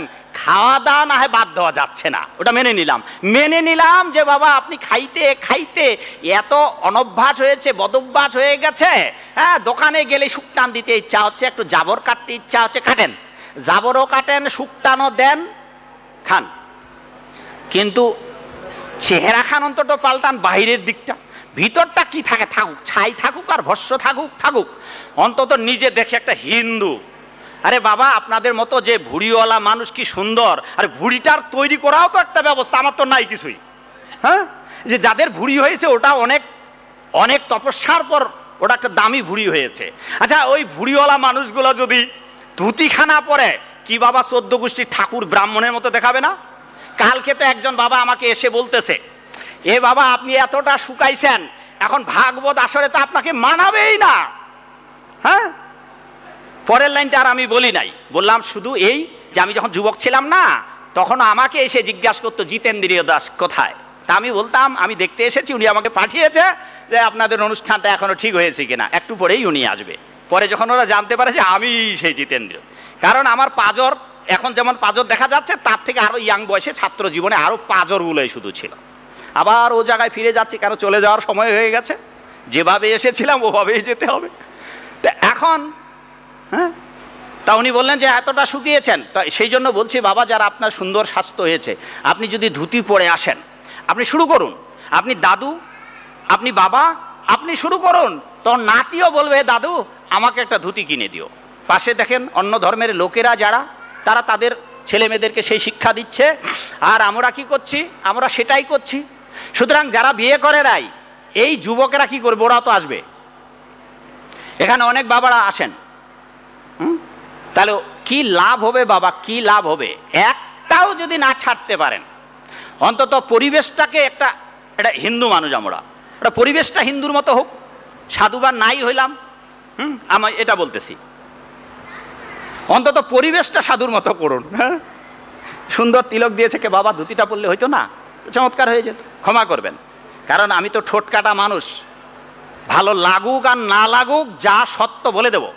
শাস্ত্রে পরিষ্কারভাবে বলছে, সত্য স্বয়ং সত্য মূর্তিমন্ত হয়ে বলছে আমি সত্য, আমাকে তোমরা জগতে প্রকাশ করো, নাইলে সত্যই আপনাকে অভিশাপ দেবে। কারণ জগতে অনেকে হাততালি পাওয়া, বাহবা পাওয়ার বক্তৃতা দেয়, আমিও দিতে পারি আপনাদের খুশি করা বক্তৃতা। যেমন ওই বাবা আজকে বলেছিলেন আমাকে যে বাবা আপনি এই সংসারী লোকদের কথা বলবেন, বলেন না আমরা যেহেতু সংসারী নই, আমরা আপনাদের সংসারের মায়ার বন্ধন থেকে মুক্ত করতে চাই, আর আপনি বলছেন সংসারের কথা বলবেন না, আমরা বলবো না, আমরা আপনাকে আপনাদের মতো করে পরামর্শ দেব না, বিশেষ করে আমি জিতেন্দ্রিয় দাস আপনাদের উপদেশ মতো আমি বক্তৃতা দেব না। আমার ভাগবত যা বলছে, গীতা যা বলছে, আমার গুরুদেব যা বলছে, আচার্যরা যা বলেছে তাই বলবো। সামনে যারা বসে আছেন, একজন আলোচক বা বক্তা বা একজন ব্যক্তি সবাইকে খুশি করতে পারে না, কারণ এখানে আপনারা বহুজন আছেন, বহু মায়ের সন্তান আছেন, এক মায়ের এক পেটে 5 সন্তান এক জায়গায় থাকে না, আর এখানে শত শত মায়ের সন্তান, কি করে আমার কথার সঙ্গে মিল হবে বাবা? অতএব আমার কথাগুলো যে সবাইকে ভালো লাগবেন না, এখানে যতগুলো আছেন তাদের মধ্যে একজনেরও যদি ভালো লাগে ওটাই আমাদের লাভ। কারণ একজন ভক্ত যদি হাত তুলে নাচে তা আকাশের অমঙ্গল নাচ হবে, আর পদতালে যদি ভূপৃষ্ঠে নাচে স্বর্গেরও অমঙ্গল বিনাশ হবে। কেবল পৃথিবীর নয়, আমাদের দরকার একটাই, কোয়ালিটির দরকার একটা, কোয়ান্টিটি নয়, সংখ্যার দরকার নেই। লক্ষ লক্ষ তারকা আকাশে উদিত হলেও অন্ধকার নাশ করতে পারে না যদি কিনা একটা চাঁদ উদিত না হয়। তো সেই চাঁদের দরকার, চাঁদের আলোতে পৃথিবী আলোকিত হয়। সূর্য কি অনেকগুলো? এক সূর্যই। সূর্যকে আমরা এখন টর্চ লাইট দিয়ে দেখতে পারবো বাবা? টর্চ লাইট দিয়ে কোনো কিছু দিয়ে দেখতে পাবো সূর্যকে? এখন যদি বলি এই সূর্য উঠো, হবে? সূর্যকে দেখার জন্য, নিজেকে দেখার জন্য, জগৎকে দেখার জন্য, আর যতটা রাত আছে ততটা রাতের জন্য আমাদের অপেক্ষা করতে হবে। আগামীকাল সকালবেলায় সূর্য উদিত হবে, তখন জগৎকে দেখতে পাবো, আমরা নিজেকেও দেখতে পাবো। আপনি ভগবানের করুণার জন্য তার প্রার্থনা করুন, তার প্রার্থনা করুন, তার কাছে কাঁদুন, কাঁদুন। এই তো কদিন আগে আমি ঢাকায় স্টাফ কোয়ার্টারে গিয়েছিলাম, তা সেখানে একজন ভক্ত প্রশ্ন করলেন যে আমরা কি করে ভগবানের কৃপা পেতে পারি, কি করে ভগবানের কৃপা পেতে পারি, কেন আমরা এই অনাচার বেবিচারগুলো ত্যাগ করতে পারছি না? যেমন আপনারা যেগুলো বললাম বাবা, কেন প্রসাব করে জল নিতে পারছেন না, কেন পায়খানা করে স্নান করতে পারছেন না, কেন ভোরবেলা উঠতে পারছেন না, কেন আপনারা লুঙ্গি পরা বাদ দিতে পারছেন না, কেন আপনারা জিহ্বার লালসা ত্যাগ করতে পারছেন না, কি করে আমরা ভগবানের ভক্ত হতে পারবো? উত্তর একটা, যদি আপনি ভগবানকে পেতে চান তাহলে ভগবানের কাছে মিনতি করে কান্নাকাটি করুন, শুধু কাঁদুন, শুধু কাঁদুন। সংসারে দুঃখ কষ্টে বাবা মা মরে গেছে, বউ মরে গেছে, স্বামী মরে গেছে, তার জন্য তো বহু কান্নাকাটি করেছেন। জীবনের অনেক দুঃখ কষ্ট, পদং পদং যদ বিপদাং, পদে পদে অনেক বিপদ মানুষের এসেছে, সবাই কেঁদেছেন, দুঃখ কষ্টে কেঁদেছেন, ছোটবেলায় কেঁদেছেন, বড় হয়ে কেঁদেছেন, সংসারের নাকানি চোবানি, স্বামী স্ত্রীর বনিবনা নাই তার জন্য কেঁদেছেন। হ্যাঁ, গোপনে হয়তো বউয়ের হাতে 2-4টা থাপড়ও খেয়েছেন, বউয়ের কাছে জোর হাত করে ক্ষমাও চেয়েছেন। এক এক জনের এক এক রকমের, কারণ এত বছর ধরে ঘুরেছি, এসব ডজন ডজন অভিজ্ঞতা আমার আছে সংসারগুলোতে আজ কি হচ্ছে এই কলিকালে। সুতরাং এ সমস্ত অশান্তি থেকে মুক্তির একটি উপায় মাগো, মায়েদের জন্য সহজ হবে গোবিন্দের কাছে কান্না করার, কারণ মায়েরা অতি সহজেই কাঁদতে পারে। অনেক সময় কান্নার জন্য তার কাউকে টাকা পয়সা দিতে হয় না। হৃদয় দুঃখ নিয়ে কাঁদুন, জীবনে অনেক কেঁদেছেন। একটি উপায়, আপনি আপনার ওই স্বভাবগুলো, আপনার ওই বদভ্যাসগুলো পরিত্যাগ করতে পারবেন যদি হৃদয়ে কান্নার উদ্রেক ঘটাতে পারেন। তবে মায়া কান্না নয়, কুম্ভাশ্রু নয়, কুম্ভীরাশ্রু নয়, হ্যাঁ, কুমিরের কান্না নয়। আপনাকে সত্যি ভগবানের জন্য কাঁদতে হবে। যদি সত্যি ভগবানের জন্য কেঁদে কেঁদে কেঁদে কেঁদে আপনার হৃদয়ের মালিন্য, কুটিলতা, শয়তানি, দুষ্টামি, কপটতা, ছলনা দূর করতে পারেন, তবেই আপনি গোবিন্দকে লাভ করতে পারবেন, তবেই আপনি আপনার অনভ্যাস বদভ্যাসগুলোকে পরিত্যাগ করতে পারবেন। এখানে অনেকজন তিলক পরে এসেছেন, মাকে ওখানে প্রসাদ পাওয়ার সময় বসেছিলেন, বললাম মাগো তিলকটা আমার মতো দেবেন, বলছে বাবা পারি না, বাঁকা হয়ে যায়। বলে চেষ্টা করতেই থাকুন, এই বাঁকা হতে হতে এক সময় সোজা হয়ে যাবে। আর আপনারা অনেকেই ফোঁটা তিলক দেন, এটা আমি আগের বারও এসে বলেছিলাম যে কখনোই ফোঁটা তিলক দেবেন না। আজকে দেখতেছি অনেকজনেই ভালো ফোঁটা তিলক দিয়েছেন, এটা দাদর সঙ্গে দিতে হবে। কাজেই ভগবানের কৃপা লাভের জন্য আপনাদের এগুলো চেষ্টা করতেই হবে, করতেই হবে, করতেই হবে। অন্তত মরণের আগ পর্যন্ত করার চেষ্টা করুন, মরণের আগে করে যেন যেতে পারেন বাবা। আর যদি মরেই যান তারপরে কি আর হবে? হ্যাঁ, তারপর তার হবে না। সেই জন্যে দয়া করে আপনারা, আর যাদের বয়স যেটা বললাম বাবা 50 বছর পার হয়ে গেছে, এইবার আপনি বাড়ি পাহারা দেন, আপনি বাড়ি পাহারা দেন, কৃপা করে আপনি বাড়িতেই থাকুন। যদি আপনার ছেলে মেয়ে থাকে তাদেরকে ভাগবত আসরে পাঠান, ওটা আপনার জন্য বিপত্তি হবে। আবার ছেলেমেয়েরা অতি সহজেই ভক্ত হয়ে যাবে, আর আপনি তখন তাকে বাধা দেবেন। সাধু হওয়ার দরকার নাই। প্রহ্লাদকে যেমন তার বাপ বাধা দিত, যেটা কালকে বলেছিলাম যে কারো যদি শত্রু না থাকে সাধু হন। দেখবেন আপনি সাধু হয়ে যান, আপনি শ্বশুর বাড়িতে যেতে পারবেন না, আর আপনার শ্বশুর শাশুড়ি আপনার বাড়িতে আসবে না, কারণ আপনি সাধু, আপনার বাড়িতে এসে খাইতে পারবে না। আপনার ঘরের মেয়েকে বিয়ে করতে আসবে না, কোনো ঘটক আসবে না আপনার মেয়ের জন্য, বলে ওরা কিছুই খায় না, বিয়ের পর জামাইকে কি খাওয়াবে এরা। কত শত্রু পাবেন আপনি, এটা বড়ই বিড়ম্বনা। তো এতগুলো বিড়ম্বনার মধ্য দিয়ে বাবা আপনাদের গোবিন্দের ভক্ত হওয়ার চেষ্টা করতে হবে। অনেক বাধা আসবে, অনেক বাধা আসবে। সেই জন্যই তো বলছিলাম যে জগতের সব কিছু হতে পারবেন। এখানে নিচে থেকে যদি বলি, চৌকিদার থেকে মিনিস্টার, হ্যাঁ, বিলাত ফেরত, বিদেশে গিয়ে টাকা পয়সা রোজগার করে বিল্ডিং এর উপর বিল্ডিং, বিল্ডিং এর উপর বিল্ডিং করতে পারবেন, বিরাট বড় লোক, ধনী লোক হতে পারবেন, সমাজে প্রতিষ্ঠিত হতে পারবেন, সব কিছু হতে পারলেও সাধু হতে পারবেন না। সাধুর ধুতির কাছা খুলে দিতে পারবেন, হ্যাঁ, সাধুর সঙ্গে ঝগড়া বিবাদ করতে পারবেন, সাধুর টিকি ধরে ঘুরে দিতে পারবেন, সাধুকে অ্যারেস্ট করে কারাগারে রাখতে পারবেন, সাধুরে কিল ঘুষি সব কিছু দিতে পারবেন, কিন্তু সাধু হতে পারবেন না। যদি কপাল পোড়া থাকে, ভাগ্য মন্দ থাকে, সাধু হতে পারবেন না। এই জন্য আপনার পূর্বজন্মের ভাগ্যটাও লাগবে। হ্যাঁ, যেমন কালকে বলছিলাম বাবা যে যারা এখানে এসেছেন এরা বহু জন্মের ভাগ্য করেছেন, সেই জন্য বহু জন্মের ভাগ্য আছে বলে এখানে এসেছেন, বহু জন্মের ভাগ্য আছে বলে গলে মালা পরেছেন, বহু জন্মের ভাগ্য আছে বলে একদিনের জন্য হলো এখানে এসে কপালে তিলক পড়েছেন। শাস্ত্রে বলা হয়েছে কেউ যদি একদিনের জন্য কপালে তিলক পড়ে যমদূতের তাড়না থেকে সে অব্যাহতি পেয়ে যাবে। একদিনের জন্য অনেকে তিলক পড়বে না, কারণ এখানে আসলে যদি কেউ দেখে ফেলে, সেই জন্য এখানে এলেও অনেকে তিলক পড়বে না। কারণ ওই যে লজ্জা আছে, পাছে লোকে কিছু বলে করিতে পারি না কাজ, সদা ভয়ে সদা লাজ। ছোটবেলায় পড়েছেন আপনারা, আর আজও সেই প্রাইমারির পড়াশোনা করতে হবে আপনাকে, করিতে পারি না কাজ। সেই জন্য বাবা আপনারা ভাগ্যবান, আপনারা ভাগ্যবান। আরেকটু ধাপ এগিয়ে চলুন, নয়তো পরিণাম কি হবে? ধেয়ে আসছে কলিকালের যে ঘন ঘটা।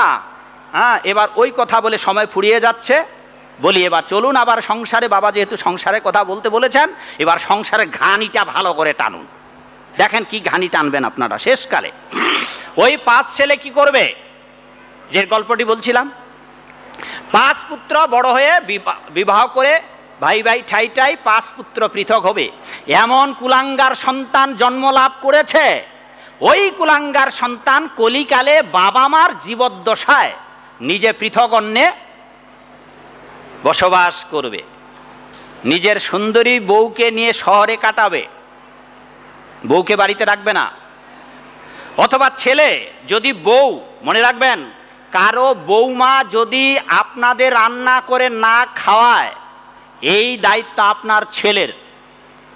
আজ মনে রাখুন, যে সমস্ত ছেলেরা আছেন বাবা, আপনার স্ত্রী যদি আপনার বাবা মাকে রান্না করে খাওয়াতে না চায়, ডিস্টার্ব ফিল করে, বলে যদি বাবা মাকে পৃথক করে দাও, নাইলে তোমার সঙ্গে আমি সংসার করব না, তাহলে আপনি বাবা মাকে পৃথক না করে দিয়ে, বউয়ের রান্না বন্ধ করে দিয়ে আপনি রান্না বান্না করে বাবা মাকে খাওয়াবেন। আজ প্রতিজ্ঞা করুন তো, যে আপনার বউ যদি আপনার বাবা মাকে না খাওয়ায়, তা আপনি রান্না করে খাওয়াবেন, কারণ এই দায়িত্ব আপনার। আপনার বাবা মা কিন্তু প্রতিপালন ছোট্টবেলা থেকে বৌমাকে করেনি, বৌমা তো পরের মেয়ে, বৌমাটা তো অন্যের বাড়িতে বড় হয়েছে, আপনি এনেছেন কি কাজের দাসী করার জন্য। সেই জন্যে কোনো বৌমা যদি খাওয়াতে না চায় আপনার বাবা মাকে, ছেলেদের দায়িত্ব হচ্ছে বাবা মাকে পৃথক না করে ওই বউয়ের সঙ্গে থেকে বউকে আরেকটা মানসিক যন্ত্রণা দেওয়া। এটা মানসিকভাবে যন্ত্রণা দেওয়া, যে স্বামী রান্না করে খাওয়ায়, যে ঠিক আছে বউ তুমি তোমার মতো করে থাকো, আমি রান্না করব, আমি আমার বাবা মাকে খাওয়াবো, এটা সন্তানের দায়িত্ব। আর আপনারা যারা শাশুড়ি আছেন না, আপনাদেরও ভেবে দেখা উচিত, বৌমার হাতে রান্না খাওয়া এত শখ কেন শাশুড়িদের? কেন বউয়ের সঙ্গে ঝগড়া করেন আপনারা? সেই জন্য আপনার ছেলে আপনাকে রান্না করে খাওয়াবে, এটাই দায়িত্ব, এটাই কর্তব্য। কারণ আপনারা বৌমাকে ফুসেননি, আপনারা বৌমাকে বিয়ে করে আনলেন, আর 1 বছর যেতে না যেতেই বউয়ের উপর কিলঘুষি শুরু হয়ে গেল। আর মায়েদের মধ্যে একটা স্বভাব আছে, যে মায়েরা, শাশুড়ি যারা, তারা বউকে নিজের মেয়ের মতো দেখতে পারে না, আর যারা বউ তারা আবার শাশুড়িকে মা মনে করতে পারে না। উভয়ে কিন্তু নারী প্রজাতি, দুটাই কিন্তু নারী। জঞ্জালটা ওখান থেকে উৎপত্তি হয়। এই কলিকালে ওই নারীর পেটে যে সন্তানগুলো জন্মাবে বাবা, ওই 5 সন্তান আপনাকে জীবদ্দশায় বাবা মা বেঁচে থেকে পৃথক অন্যে পালিত করবে। পরের লাইনটা বড় দুঃখজনক, পরের লাইনটা ক্ষমা করবেন, যেহেতু আমার এগুলো বলার অভ্যাস আছে। তারপরে বলার পর যদি আপনাদের বোধোদয় হয় তবু বলি, অনেকে বলবে না, কোনো পাঠক হয়তো বলবে না, খুব মন্দ কথা আছে বাবা শাস্ত্রে। এইখানে দৃষ্টান্ত দেওয়া আছে যে বৃদ্ধ বয়সে এই কলিকালে সন্তানেরা বাবা মার এতটাই অবাধ্য হবে যে এই বৃদ্ধ বয়সে বাবা মাকে সারমেয়ের জীবন যাপন করতে হবে। সারমেয় মানে বোঝেন বাবা? সারমেয়, সারমেয় হচ্ছে সংস্কৃত শব্দ, অথবা তালেবস্য আর নিচে একটা ব, এটার উচ্চারণ কি হবে? তালবস্য নিচে ব, কি বাবা কি হবে? স স। এটার বাংলা হচ্ছে কুকুর, ক্ষমা করবেন, কুকুর। শাস্ত্রে দৃষ্টান্ত দিচ্ছে এই কলিকালে ওই বৃদ্ধ বাবা মা যারা হতভাগা, যারা সুসন্তান জন্ম দিয়ে ছেলেদের ভদ্র বানাতে পারে নাই, এই কপাল পরা বাবা মাদের এই কলিকালে সন্তানেরা যদি ভদ্র না হয়, ওই স্বজীবন যাপন করতে হবে।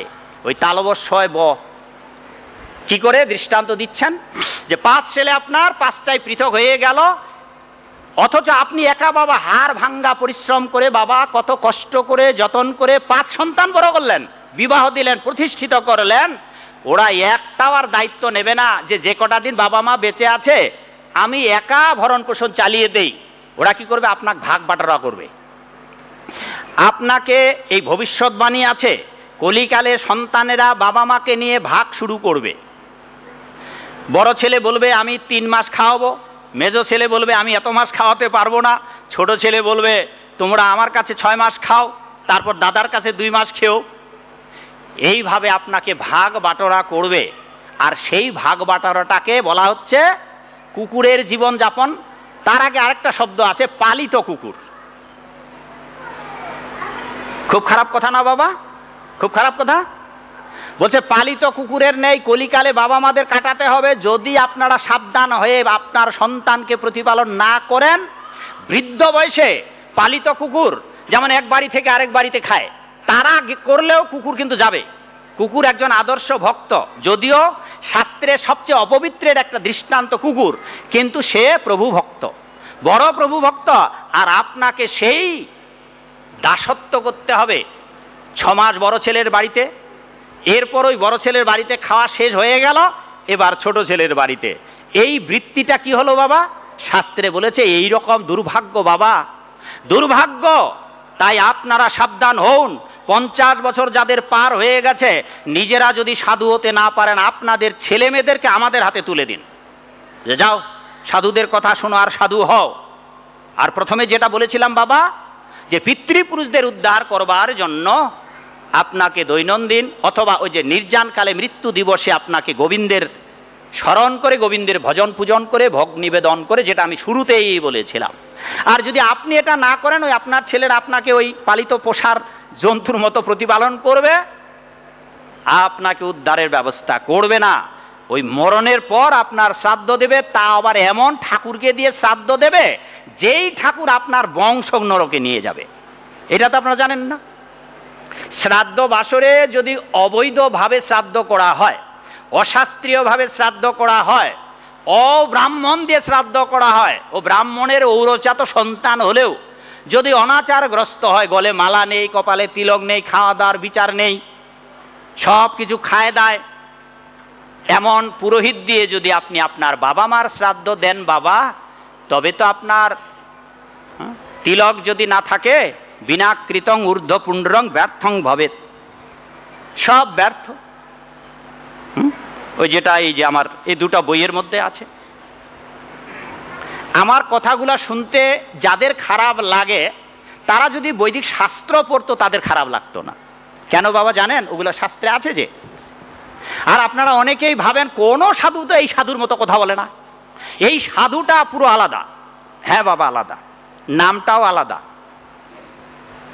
সত্য নিজেই বলছে আমাকে প্রচার করো, অন্তত তাতেও যদি আমাদের বোধোদয় হয় বাবা, হ্যাঁ কবির ভাষায় যদি বলতে হয়, তাহলে আত্মরাদের ঘা মেরে তুই বাঁচা। ভক্তি সিদ্ধান্ত সরস্বতী ঠাকুর বলেছেন যাও যাও, আর মহাপ্রভু বলেছেন পৃথিবীতে আছে যত নগরাদি গ্রাম, সব জায়গায় তো তার নাম প্রচার হবে।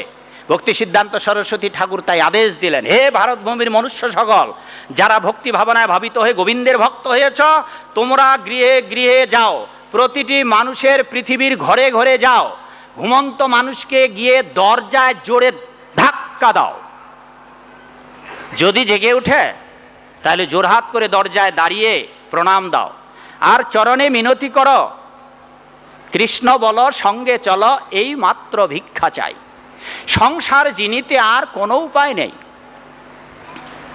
হে মানুষ, হে মনুষ্য, আর ঘুমিও না, জেগে উঠুন, গোবিন্দের আরাধনা করুন। ভারত ভূমিতে মনুষ্য জন্ম আর কি এমনও হবে? জন্মগতভাবেই আমরা তুলসী পূজা করতে জানি, হ্যাঁ জন্মের পরেই তুলসীকে প্রণাম দিতে জানি।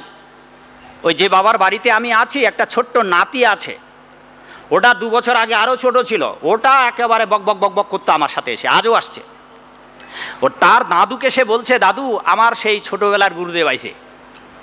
তো তোমার আবার ছোটবেলার গুরুদেব? বলে হ্যাঁ হ্যাঁ, আরেক দাদু আইছে আমার, আমার ওই গুরু দাদু আইছে, ওইটুক বাচ্চা আজকে আমি লিখতেছি, বই লিখতেছি ওখানে বসে, ওইখানে এসে অদ্ভুত অদ্ভুত আমাকে প্রশ্ন করছে।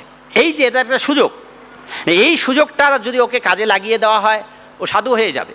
কিন্তু যেই পরিবেশে তারা বড় হচ্ছে, ওই পরিবেশ বড় হলে আবার পাবে না, অসৎসঙ্গ করে যাবে, বন্ধুদের সঙ্গে মেলামেশা করবে। তাই প্রহ্লাদ মহারাজ বললেন কৌমারং আচরেত প্রাজ্ঞ, ছোটবেলা থেকেই গীতা তুলে দিন। আর যদি গীতা পড়ে তাহলে অন্তত সে জানবে আমি সনাতনী, আমি পূর্বে ছিলাম, সত্যযুগে ছিলাম, ত্রেতা যুগে ছিলাম, দাপর যুগে ছিলাম, কলিতে আছি, কোনোদিন আমি মরবো না, আমি আছি, আমি থাকবো, অনন্তকাল আমি থাকবো, আমার জনম মরণ নাই, শুধু দেহান্তর। পুরাতন কাপড় যেমন ফেলায় দিয়ে নতুন কাপড় বস্ত্র ধারণ করি, সেই জন্য এটা আমি ছিলাম। আর এই রকম গীতা যে পড়বে জানবে, সেই ব্যক্তি নিজের ধর্ম কোনোদিন ত্যাগ করবে না, ধর্মান্তরিত হবে না। সেই জন্য আপনাদের ছেলে মেয়েকে গীতা পড়ার দরকার, এবং প্রতিদিন অন্তত একটি করে গীতার শ্লোক বাংলায় অনুবাদ সহ পড়ার দরকার। এই বই গীতা গ্রন্থ পড়ার জন্য কোনো নিয়ম পালন করতে হবে না, হাত মুখ ধুয়ে ঘুম থেকে জেগে উঠে ব্রাশ ট্রাশ করেই আপনি পড়তে পারবেন। ঠিক ক্লাসের বই যেভাবে পড়েছিলেন, প্রতিদিন ভগবত গীতার একটি করে অন্তত শ্লোক পড়ুন।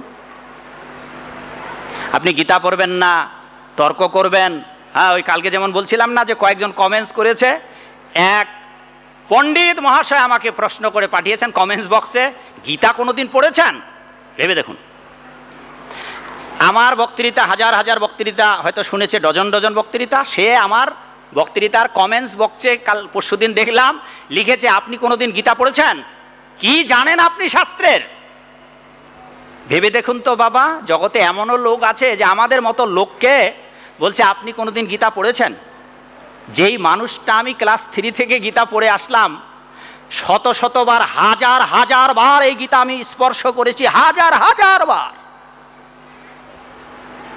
আপনি গীতা, বেদ, ভাগবত, উপনিষদ, পুরাণ কোন শাস্ত্র থেকে পড়বেন? আমি এখান থেকে বলে দিতে পারবো এটা কোন গ্রন্থের। এত পড়েছি। আর এই মানুষটাকে জিজ্ঞাসা করা হচ্ছে আপনি গীতা কোনোদিন পড়েছেন? বলুন জগতে তাইলে কেমন মানুষ আছে আমরা? একজন হিন্দু মানুষ আমাকে বলতেছে আপনি গীতা কোনোদিন পড়েছেন? ভালো করে গীতা পড়ুন। পরের লাইনটা হচ্ছে ভালো করে গীতা পড়ুন। তা আমি হাসবো না কাঁদবো? বলে হ্যাঁ, আমার আরও গীতা পড়া উচিত। দেখি এ জন্মে যদি না হয় পরজন্মে আবার পড়ব। এ জন্ম তো চলেই গেল, পড়তে পড়তে পড়তে পড়তে চলে গেল। এখন এই গীতার মূল্য হয়তো সম্ভবত 700 টাকা বা 600 টাকা আমাদের মন্দিরে। এই গীতার মূল্য যখন 70 টাকা, মাত্র 70 টাকা ছিল, তখন থেকে আমি এই গীতা পড়ে আসছি। আর এই মানুষটাকে যদি বলা হয় গীতা আপনি পড়েছেন, বলুন তো বাবা, হ্যাঁ কি অবস্থা? হ্যাঁ, গন্ডু কেন, একটা হিন্দিতে একটা প্রবাদ আছে, ওটা হয়তো বলতে পারবো না হিন্দিতে। গন্ডু জল কেন সফরি ফরফরায়তে, বলছে গন্ডুর জল মানে এতটুক জলে সফরি মারে পুঁটি মাছ, বেশি তিত্তির তিত্তির করে। সমাজে এরকম অনেক মানুষ আছে, তাদের থেকে দূরে থাকবেন, তাদের থেকে দূরে থাকবেন। নিজেকে বাঁচানোর জন্য আপনারা শুধু কয়েকটি নিয়ম পালন করবেন, যেই নিয়মের কথা আমি বহুবার বলেছি, আগামীকাল সেই নিয়মের কথা বলবো। যেই নিয়মগুলা সংসারে থেকে পালন করবেন, আর যা যা বললাম তা পালন করার চেষ্টা করুন বাবা, চেষ্টা করুন করুন করুন, চেষ্টা করুন। ইতিমধ্যে অনেকে চেষ্টা করেছেন। আজকেও কয়েকজন বাবা যখন ওই পারায়ণে গিয়েছিলেন, তারাও বলল যে বাবা আপনি এসে আমাদের কাজ হয়েছে যে এই মালা পরার হিরিকটা আপনি আমাদের এলাকায় করেছেন। কালকে সভাপতি বাবা বললেন যে এই মালা পরা আমাদের এখানে অনেক সাধুই এসেছে, এই মালা নিয়ে অনেক কোনো সাধু তেমন আসে না।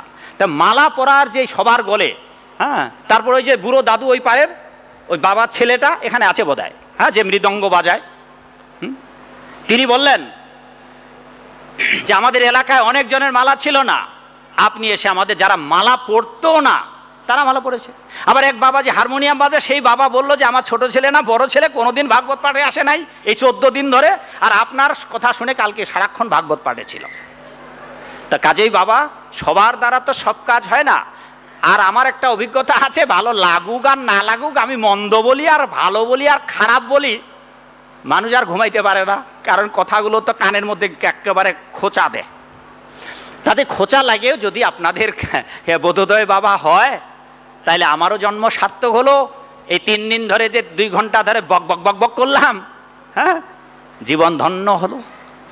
সেজন্য আপনারা চেষ্টা করুন যাতে করে ভক্তি ভাবনায় ভাবিত হয়ে ভগবানের এই জন্মেই ভগবানের ভক্ত হতে পারেন। আর নিজেদের ঘরে ঘরে, এইটা একটা আপনাদের আরেকটা ভালো দিক যে আপনাদের ঘরে ঘরে সবার কিন্তু ঠাকুরের আসন আছে। সবার, আপনাদের ঘরে ঘরে গিয়ে দেখেছি সবার ঠাকুরের আসন আছে। যদিও ঠাকুরের আসনটা বসানোটা ঠিক নাই, কিন্তু গোবিন্দের আসন আছে। যাদের ঠাকুরের আসন কোমরের নিচে, তারা কোমর পর্যন্ত উঠাবেন আসনটা কোমর পর্যন্ত উঠাবেন। মায়েদের বলি, মাগো, অধিকাংশ গৃহে যেহেতু মায়েরাই পূজার্চনা করেন, সেই জন্যে মায়েরা পূজা করার সময় যখন আগরবাতি জ্বালাবেন বা ঘণ্টা পিটিয়ে আরতি করবেন প্রদীপ দিয়ে, তখন কখনোই বসে আরতি করবেন না। একটা ভুল কালকেই ত্যাগ করুন। যারা বসে বসে আরতি দেখান ভগবানকে, কালকে ওটা ত্যাগ করুন, আর করবেন না। এই একটা ভুল বন্ধ করুন। বাড়িতে গিয়ে যদি দেখেন যে আসনখানা আর আপনার গুরুদেবকে আপনি হাঁটুর নিচে রেখে দিয়েছেন, ওখানে দাঁড়ান, আসনের কাছে গিয়ে দাঁড়ান আর দেখেন যে আপনার গুরুদেব আসনের আপনার হাঁটুর নিচে কিনা, তাহলে আপনার গুরুদেবকে উপরে উঠান। আর রাধা গোবিন্দ যদি দেখেন আপনার কোমরের নিচে, আপনি কোমর পর্যন্ত তার চরণগুলো উঠান, আসনটা উপরে উঁচু করুন, যাতে করে দাঁড়িয়ে পূজা করার সময় আপনি এই বরাবর, আপনার হাত বরাবর বা কোমর বরাবর আপনি গোবিন্দের চরণ দুখানায় আরতি দেখাতে পারেন, এই রকম করে। আর আপনি বসে আরতি করলে আপনি জানেন কত জনম ভরে আপনি কুষ্ঠবেদী রোগাক্রান্ত, কত জনম ভরে আপনি ল্যাংড়া খোড়া হয়ে জন্মাবেন। সুতরাং কালকে থেকে আর বসে কোনো মায়েরা বাবারা পুজো করবেন না। একটা ভুল সংশোধন করুন, ঠিক আছে? 2 নম্বর ভুল, স্নান না করে ফুল তুলসী পাতা তুলবেন না। কালকে থেকে আর তুলবেন না। আজকে মর্নিং ওয়াক করতে গিয়ে 3 জন মাকে দেখি আর এক বাবাকে দেখি, ওই একই দশা। গত বছর, আগের বছর তো বলেই গিয়েছিলাম যে কখনোই কখনোই ফুল তুলবেন না জুতা পায়ে দিয়ে। আজকে 4 জনকে দেখেছি, 4 জনেই জুতা পায়ে ফুল তুলতেছে। লাভটা কি হলো? কি লাভটা হলো? 3 দিন ধরে বকবক কইরা আপনারা একটাও ভুল সংশোধন করতেছেন না। হ্যাঁ, আজকে তো দেখলাম বয়স্ক বাবা লুঙ্গি পরে আইসে, কোমরে এখন গামছা পেঁচাইয়া জুতা পইরা এখন নাকাশি দিয়ে ফুল পাড়াচ্ছে। আরেক মা যখন ওই রাস্তা দিয়ে যাচ্ছিলাম, ব্রিজের ওখানে ফুল তুলতেছে, মাটা আমাকে দেখে ঘুরে দাঁড়ালো। বুঝতে পারলো মাটা যে আমি তো ঠোটকাটা মানুষ, হয়তো কিছু যদি বলি যে মা স্নান করেছেন, এই ভয়ে মা ঘুরে পালালো। আরেকটা মা আমাকে দেখে তাড়াতাড়ি ভিতরে ঢুকলো, যে না জানি এই সাধু বাবা তো সব জায়গায় বলে। কারণ পথেও তো আমি মায়েদের বলি, মাগো স্নান করেছেন? হ্যাঁ, কেমন হবে মাগো? ও পথে ঘাটে চিনি না, জানি না। যে কোনো জায়গায় চলতে গিয়ে, সকালবেলায় মর্নিং ওয়াক করতে যাচ্ছি, হয়তো 3 কিলোমিটার গেলাম, যেতে যেতে কোনো তো মায়ের দেখা হবে। আর যদি দেখা পাই যে ফুল তুলতেছে জুতা পরে, আমি এমন ব্যাককেল, ওই মাকে না বলে ছাড়বো না। দরকারে দাঁড়াবো, ভ্যানেও যদি থাকি ভ্যান দাঁড়িয়ে বলবো, ভাই দাদা দাঁড়ান, এই মাটাকে একটু নিয়মটা শিখিয়ে দেই যে মা জুতাগুলো খুলুন। একদিন একটা মামুনি বোধহয় স্কুলে পড়ে, ওকে যেই বলেছি রে মা জুতাগুলো খুলো, নাইলে পূজা হবে না, তা ও আবার বুঝলো, জুতাগুলো সাথে সাথে খুললো। আর যেই ফুলগুলো তুলেছিল ওগুলা যখন বললাম যে এগুলো পূজায় লাগবে না, ওগুলো ফুল ফেলাই দিল। ফেলাই দিয়ে সে জুতা ছাড়া আবার ফুল তুলতে শুরু করলো, বলে মা এবার ঠিক আছে, এই তো তুমি বুঝে ফেলেছো। তা কাজে আপনারা একই ভুল আর আমরা ওই একই কথা আপনাদের বারবার স্মরণ করে দিব, এইটা কেমন? আমাদেরও তো লজ্জা আছে। একই কথা আপনাদের বলতে হচ্ছে, বারবার একই কথা বলতে হচ্ছে, তো লাভটা কি হলো? What is benefit? শুনলেন না আপনারা? তা আমরা আরেক ব্যাককেল তাহলে যে আমরা একটা কথাই আপনাকে বারবার বলতেছি। তা দয়া করে বাবা কালকে এই 2টো কাজ বন্ধ করুন। আসনগুলা উঁচুতে উঠান, বসে পূজা করবেন না, স্নান না করে ফুল তুলবেন না।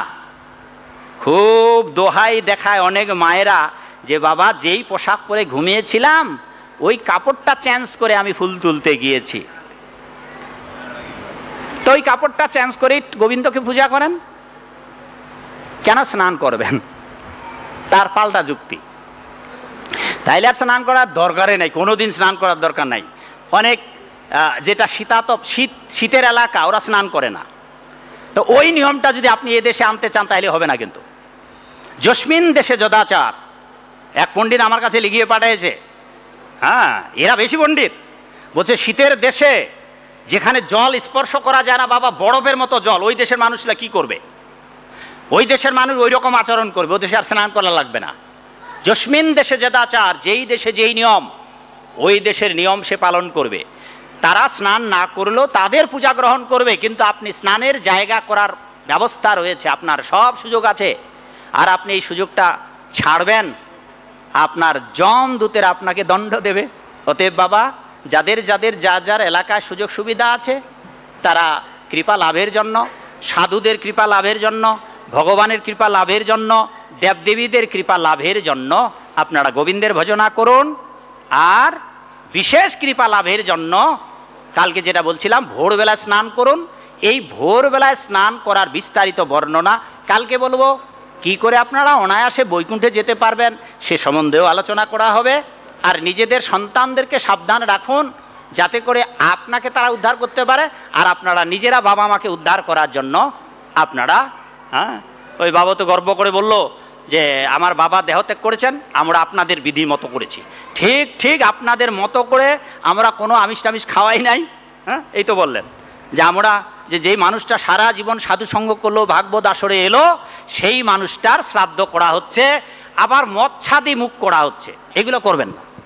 দরকার হয় পরে 1 মাস পর খান, 40 দিন পর খান, ওই যেটা বললাম জম্মের খাওয়া খান, কিন্তু ওই বাবা মার মৎস্যাদি করবেন। আর সেই বিষয়গুলো জানবার জন্য বাবা দয়া করে এই গ্রন্থগুলো নিয়ে অন্তত আমাকে সহযোগিতা করুন, যাতে করে আমি আমার আরও লেখা গ্রন্থগুলো ছাপাতে পারি। এই 7টা বই 1,500 টাকা, আপনাদের লক্ষ লক্ষ টাকার ব্যবসা আছে, এই 1,500 টাকার বই নিয়ে নিজে যদি পড়ার সময় না পান, অন্তত আপনার ছেলে পড়বে, ছেলে যদি না পড়ে নাতি পড়বে, কেউ তো পড়বে। এগুলা টাইম বোমার মতো। আচ্ছা, টাইম বোমা কখন ফুটবে বাবা? সবাই জানেন মাগো, টাইম বোমা কখন ফোটে? সময় হলে।